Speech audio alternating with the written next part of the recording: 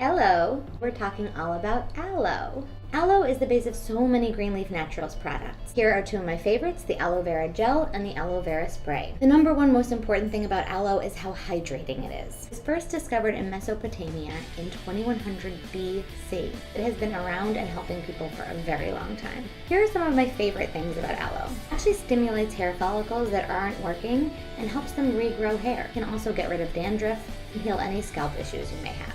It can help regenerate new tissue, so it helps actually grow new and better skin. It treats psoriasis, eczema, rashes, sunburn, bug bite. The list goes on and on.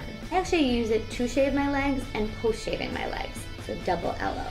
It contains so many vitamins, A, C, B12, and minerals, calcium, iron. The Green Leaf Naturals aloe products are made from organic aloe plants, made in the USA and not tested on animals. So yeah, this is my love letter to aloe, because there's very little it can't do.